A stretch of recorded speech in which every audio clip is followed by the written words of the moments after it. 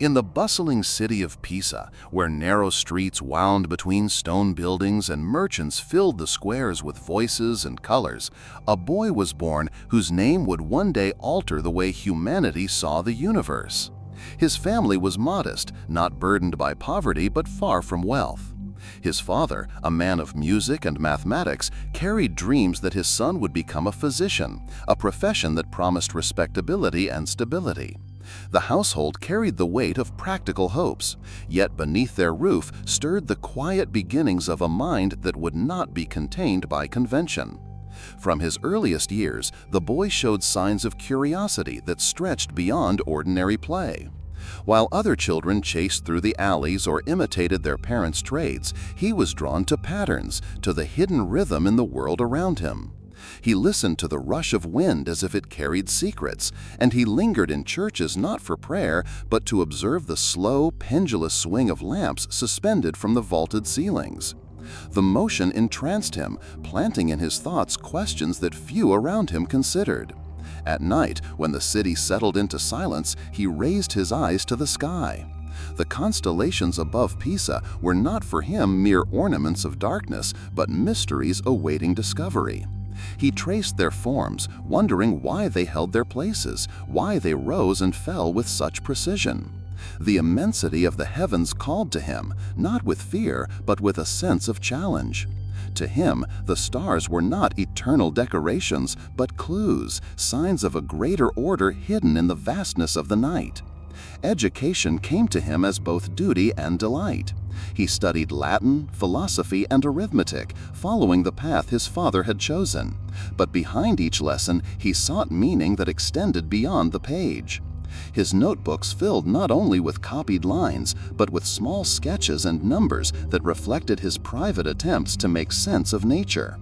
The young boy of Pisa was not yet a scholar, but his gaze already pressed against the boundaries of tradition. The world around him, steeped in the authority of ancient writers and sacred texts, left little space for doubt.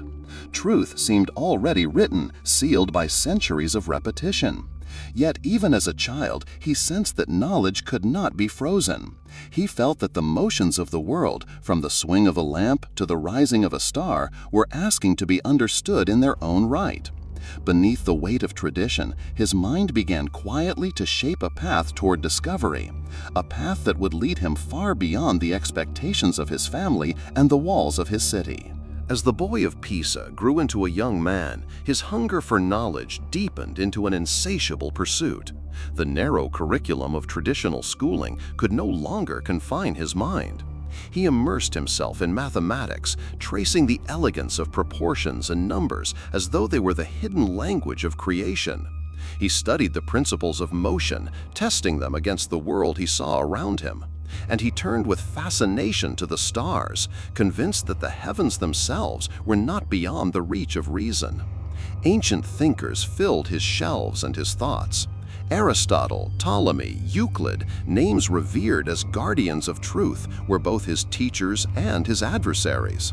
He read their words with diligence, yet in the privacy of his own reflections, he challenged them. He tested their principles against the pulse of reality, asking whether the authority of centuries could outweigh the evidence of the senses.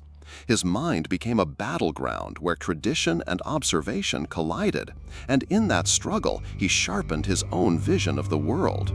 It was in this spirit of questioning that he turned to the instruments of discovery. Glass lenses, once crafted for spectacles and simple magnifications, drew his attention. He experimented, shaping and aligning them until he produced a device unlike any that had been seen in Italy before. With each improvement, the distant grew closer, the hidden became visible. He had built a telescope capable of pulling the heavens within reach of human eyes.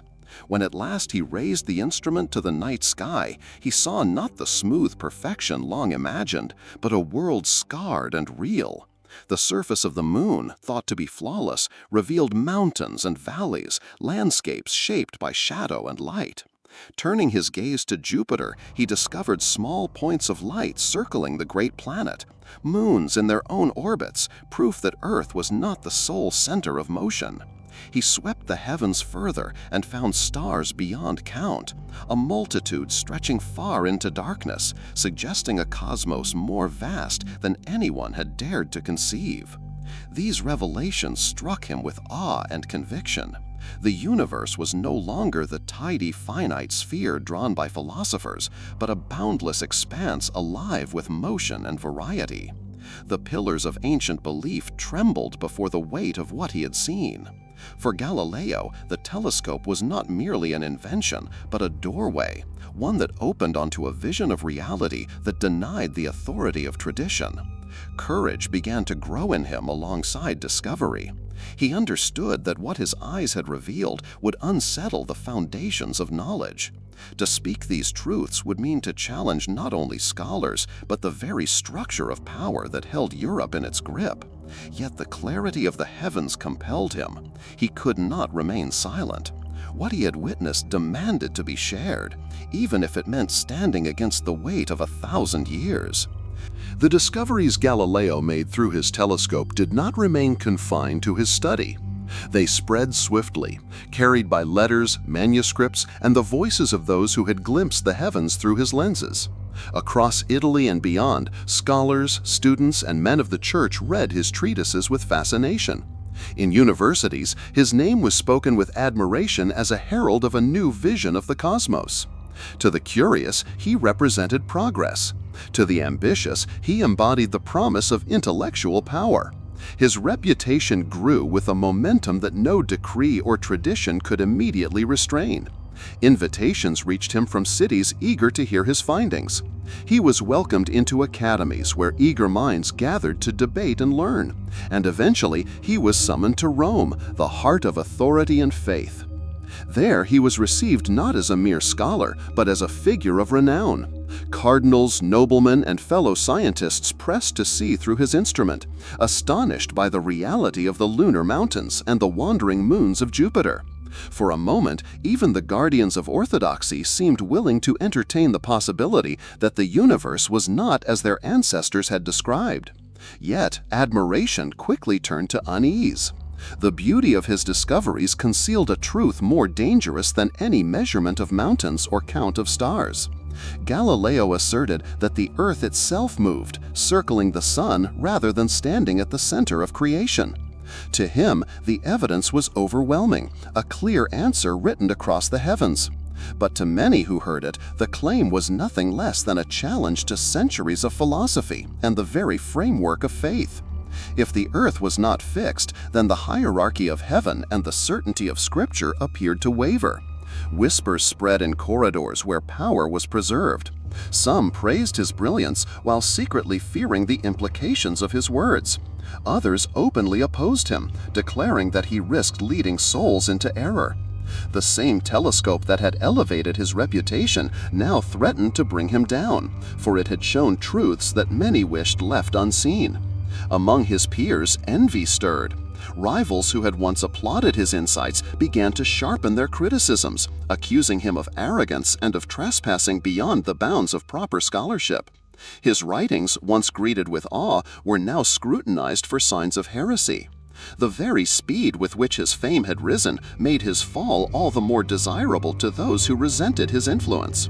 For Galileo, the tide of opinion was unmistakable. The honor and acclaim that had first embraced him were accompanied now by suspicion and hostility. The streets of Rome still echoed with the marvel of his discoveries, but in the chambers of power, men began to weigh how dangerous this new voice might become. Fame had lifted him to heights few scholars ever reached, but at those heights the air grew thin, and the danger of falling became ever more real. The admiration that once surrounded Galileo dissolved into suspicion, and suspicion hardened into accusation. Summoned before the holy office of the Inquisition, he found himself standing not in a hall of learning but in a chamber of judgment, where centuries of doctrine weighed heavier than any discovery. The walls that enclosed him were cold, echoing with the steps of guards and the murmurs of clerics who had already decided that truth was dangerous when it contradicted tradition. The interrogations began with formality and restraint, but soon turned into an unrelenting storm of questions. Every statement he had written, every argument he had published, was dissected and reassembled into a weapon against him. The notes of his observations, which had once revealed the grandeur of the heavens, were twisted into proofs of arrogance and defiance. His conviction that the earth moved around the sun was painted as rebellion not only against philosophy but against divine order itself. Days blurred into weeks, the sessions dragging on under the relentless pressure of authority. The same men who had once applauded his genius now looked at him with caution, their faces clouded with fear of association.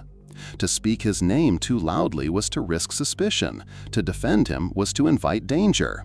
He watched as friendships frayed and loyalties dissolved under the shadow of the Inquisition. The court's power was not limited to words. Behind every question lay the unspoken threat of punishment, and behind every accusation loomed the possibility of fire and death. The silence of those who had once stood by his side spoke louder than their earlier praise. Alone, he faced a tribunal that demanded not understanding but submission. Under the crushing weight of expectation and the certainty of peril, Galileo yielded. His recantation was not the surrender of knowledge, but the concession of a man who understood that survival sometimes required silence. In the great hall, before the judges of faith, he uttered the words that stripped his work of its claim to truth. The solemn ritual of renunciation was performed, and the court declared its victory over reason. Yet beneath the surface of defeat, knowledge endured. He knew what he had seen with his own eyes, and no decree could erase the mountains on the moon or the moons of Jupiter. Legend later whispered that as he rose from the tribunal, he murmured words too quiet for the court, but loud enough for eternity, that the earth still moved. Whether spoken aloud or carried silently in his heart, the conviction remained unshaken. In that moment, the clash between dogma and discovery reached its darkest point. Galileo walked away diminished in stature, but immortal in defiance. The trial had sought to extinguish the flame of inquiry, yet instead it cast a shadow that only made the light of truth burn brighter in the centuries to come. The sentence of the court confined Galileo within the walls of his own home, transforming familiar rooms into the boundaries of a prison. Guards ensured he did not step beyond his property, and the once lively exchanges with scholars and friends dwindled into silence. Yet the confinement that restricted his body could not chain his mind. In the quiet of enforced solitude, his thoughts expanded further than the walls that enclosed him. His study became both refuge and workshop. Surrounded by manuscripts, instruments, and memories of nights spent watching the heavens, he turned his attention to questions that lay beyond the telescope. The movements of falling bodies, the patterns of pendulums, the mysteries of motion itself filled his mind. Slowly, methodically, he laid the foundations of a science that would later be known as mechanics. His pen scratched across paper, preserving insights that would outlast his own fading strength. The house echoed with silence, but within that silence, ideas multiplied. He could no longer travel to academies or debate in grand halls, yet letters carried his words beyond the walls of his confinement. Younger thinkers sought his guidance, and though his replies grew slower with age and illness, they bore the clarity of a mind that refused to dim. Even as his eyesight began to fail, leaving the sky forever hidden from him, his vision of truth remained unbroken. The world outside continued its relentless passage. Seasons shifted, rulers rose and fell, wars scarred the land, and new generations were born who had never known the spark of wonder that his discoveries had ignited. But within his home, time seemed to stretch differently, measured not by bells or calendars, but by the steady rhythm of thought. His exile, intended as punishment, became a sanctuary where knowledge could ripen in solitude. In the quiet years, he understood that his work no longer belonged to him alone. The manuscripts he completed would become gifts to the future, seeds that would take root long after he was gone. The truths he had glimpsed through glass and reason would live on in the minds of others, reshaping the way humanity understood the universe. The silence of exile carried its weight of sorrow and isolation, but it also held within it the persistence of inquiry. Galileo, watched and constrained, remained inwardly free. His body was caged, but his legacy was already soaring, carried not by rumor or judgment, but by the enduring power of ideas that could not be silenced. Galileo's final years unfolded in the stillness of confinement. His body weakened and his sight dimmed almost to darkness. Once he had lifted his gaze to the heavens and charted their wonders with unmatched clarity. But now the stars he had revealed to others were veiled from him forever.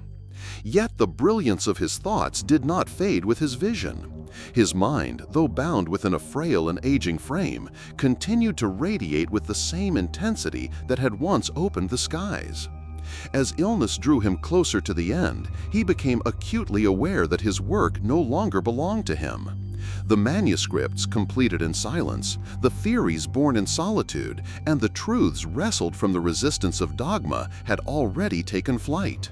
They crossed borders, whispered in academies, and were carried into the minds of a new generation. The very ideas for which he had been condemned began to grow roots in soil too wide and too fertile to be suppressed. When death finally claimed him, he left not the silence of defeat, but the echo of a triumph far greater than his own lifetime. His enemies, once so powerful in judgment, faded into obscurity, their names remembered only in the shadow of the man they sought to silence. His judges, who had forced him to bow, could not prevent the rising of truth. For the earth did turn, the planets did circle the sun, and the heavens were far richer than tradition had allowed. Centuries transformed the memory of his trial into a monument of courage. No longer was he the heretic condemned by fearful men, but the father of a new vision of science. The world began to honor him not for his submission, but for his unshakable pursuit of truth.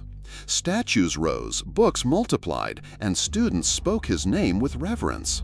What had once been whispered as dangerous became the cornerstone of modern knowledge. In eternity, Galileo was no longer alone. He stood among the great architects of human understanding, his discoveries forming a bridge between the ancient world and the age to come. His life, marked by both triumph and suffering, revealed that truth could outlast fear, and that the courage of a single mind could alter the course of history. Though his body rested in the earth, his legacy soared higher than the stars he had once studied. The light he kindled did not fade, but became a guiding flame for generations, a beacon showing that even in the face of oppression, the search for truth was worth every cost. Galileo's name endured not as a memory of exile and trial, but as a symbol of eternal freedom, a man whose vision outlived his blindness and whose ideas became the inheritance of all humanity. The world began to honor him not for his submission, but for his unshakable pursuit of truth. Statues rose, books multiplied, and students spoke his name with reverence. What had once been whispered as dangerous became the cornerstone of modern knowledge. In eternity, Galileo was no longer alone. He stood among the great architects of human understanding, his discoveries forming a bridge between the ancient world and the age to come. His life, marked by both triumph and suffering, revealed that truth could outlast fear, and that the courage of a single mind could alter the course of history. Though his body rested in the earth, his legacy soared higher than the stars he had once studied. The light he kindled did not fade, but became a guiding flame for generations, a beacon showing that even in the face of oppression, the search for truth was worth every cost. Galileo's name endured not as a memory of exile and trial, but as a symbol of eternal freedom, a man whose vision outlived his blindness and whose ideas became the inheritance of all humanity.